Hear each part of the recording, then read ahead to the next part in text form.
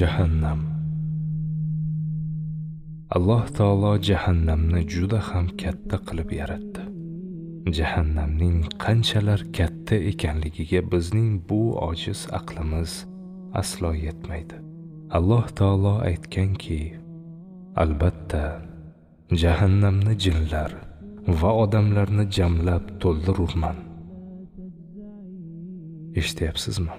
Alloh taolo men albatta jahannamni insonlar va jinlar bilan to'ldiraman demoqda.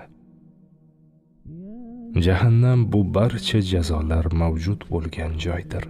Ilonlar, chayonlar va jahannam olovi. Ishonavering, bu olov koinotdagi hech bir olovga o'xshamaydi. Bu jahannam olovidir. Siz butun hayotingiz davomida ko'rgan olovingizga umuman o'xshamaydi. U bu dunyoda ko'rganingiz kabi sariq yoki qizg'ish rangli emas.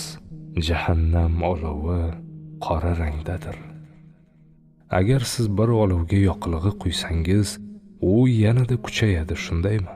Jahannam olovi ham qizdirilgandir.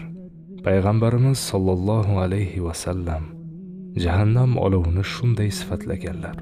Alloh taolo jahannamga 1000 yil yonishni buyurdi. Hatto olov qizardi.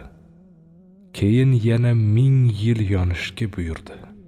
Olov oqardi. So'ng yana 1000 yil yonishga buyurdi. Olov qoraydi. Jahannam qop-qora zimistondir.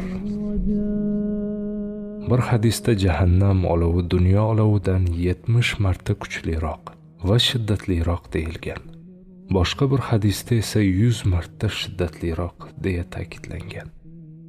Qiyomat kuni insoniyat ko'rishi uchun jahannam olib kelinadi.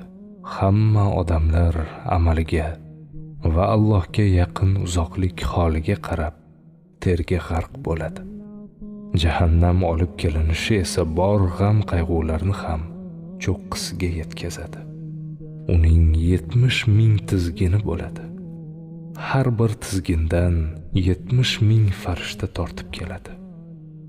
Jahannam keltirilib, xaloyiqlarni o'rab olgach va xalqlarni ko'rgach, Alloh taoloning g'azabi ifodasi o'laroq g'azabidan gurillab, dahshatli ovoz bilan o'kiradi.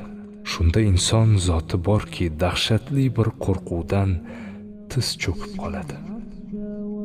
U kuni payg'ambarlardan boshqa hech kim og'iz ochib gapirishga botina olmaydi.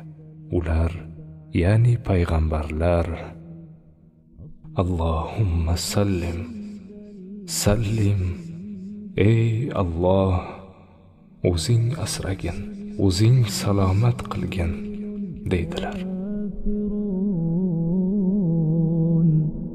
قدمته وامشي به يسعى معي يا رب